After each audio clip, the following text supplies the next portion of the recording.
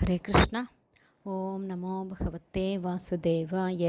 ஹரே கிருஷ்ணா. ஸ்ரீமத் பாகவதம் ஸ்கந்தம் 10 அத்தியாயம் 2 கர்ப்பத்திலிருந்த பகவானுக்கு தேவர்களின் பிரார்த்தனை என்னும் தலைப்பில் ஸ்லோகம் 28.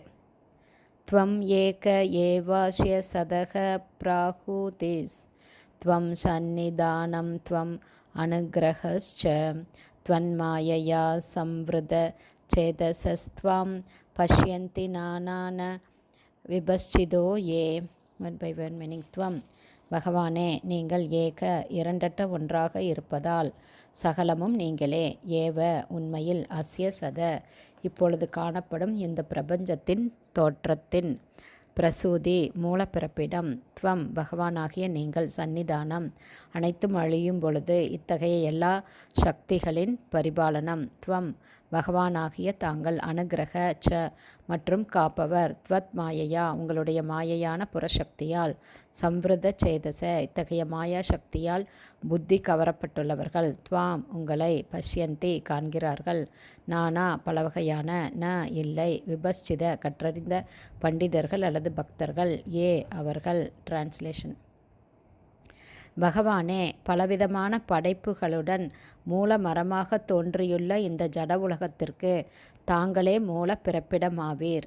இந்த ஜட உலகை காப்பவரும் தாங்களே. அழிவிற்கு பின் தங்களுக்குள்ளேயே அனைத்தும் பரிபாலிக்கப்படுகின்றன.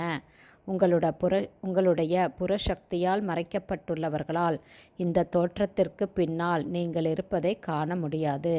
இவர்களுடைய பார்வை கற்றறிந்த பக்தர்களுடைய பார்வையல்ல. பர்பட் பை ஷில பிரபாத். ஜெய் ஷில பிரபாத். இந்த ஜட உலகின் படைத்தல், காத்தல் மற்றும் அழித்தலுக்கு பொறுப்பாளிகள் முறையே பிரம்மா, விஷ்ணு மற்றும் சிவன் ஆகியோர் என்றாலும் உண்மையில் இவற்றை செய்பவர்கள் இவர்களல்ல. பல்வேறு சக்திகளாக அனைத்திலும் தோன்றியிருப்பவர் உண்மையில் பரமபுருஷராவார். ஏகம் ஏவாத்விதீயம் பிரம்ம. இவரையன்றி இரண்டாவது நபர் ஒருவரும் இல்லை. வாழ்வின் எல்லா நிலைகளிலும் பரமபுருஷ பகவானை புரிந்து கொண்டு அவரை உணர்ந்தறியும் படித்தரத்தை அடைந்தவர்களே உண்மையில் கற்றறிந்தவர்கள் ஆவார்கள். விபஸ்சித் பிரேமாஞ்சன சுரித பக்தி விலோச்சனேன சந்தா சதைவ ஹிருதயேஷு விலோக்கயந்தி. பிரம்ம சம்ஹிதை 5.38.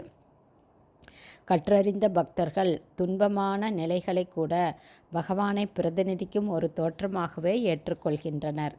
ஒரு பக்தன் துன்பத்தில் இருக்கும் பொழுது தன்னை புனிதப்படுத்துவதற்காகவே துன்பமாக பகவான் தோன்றுகிறார் என்று அவன் நினைக்கிறான். இந்த ஜட உலகிலுள்ள ஒருவன் பல்வேறு சூழ்நிலைகளுக்கு உட்பட்டுள்ளான். எனவே துன்பமயமான ஒரு சூழ்நிலையை பகவானுடைய மற்றொரு அம்சமாகவே பக்தன் காண்கிறான். தத்தே அனுகம்பாம் சூக்ஷமீக்ஷமான. பாகவதம் 10.14.8. துன்பத்தினால் தனக்கு ஆத்ம சுத்தி ஏற்படுகிறது என்பதை ஒரு பக்தன் அறிந்திருப்பதால் அந்த துன்பத்தை அவன் பகவானுடைய கிருபையாகவே கருதுகிறான். தேஷாம் அகம் சமுத்தர்த்தா மிருத்யு சம்சார சாகரத். பகவத்கீதை 12.7. ஒரு பக்தனை மிருத்யு சம்சாரம் என்னும் பிறவிச் சக்கரத்தின் தொடர்ச்சியிலிருந்து விடுவிப்பதற்காகவே துன்பம் தோன்றுகிறது. சரணடைந்த ஒரு ஆத்மாவை பிறவிச் சக்கரத்திலிருந்து காப்பாற்றுவதற்காகவே அவனுக்கு சிறிதளவு துன்பத்தை கொடுத்து பௌதீக களங்கத்திலிருந்து பகவான் அவனை புனிதப்படுத்துகிறார். இதை ஒரு பக்தனல்லாத ஒருவனால் புரிந்து கொள்ளவே முடியாது. ஆனால் பக்தன் ஒருவன் கற்றறிந்தவனாக இருப்பதால் விப்ரச்சித் அவனால் இதை உணர முடிகிறது.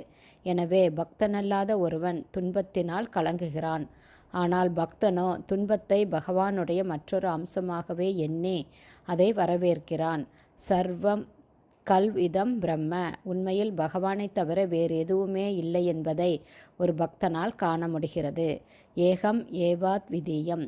இருப்பவர் பகவான் ஒருவரே. அவர் தம்மை வெவ்வேறு சக்திகளால் வெளிப்படுத்துகிறார். ஹரே கிருஷ்ணா.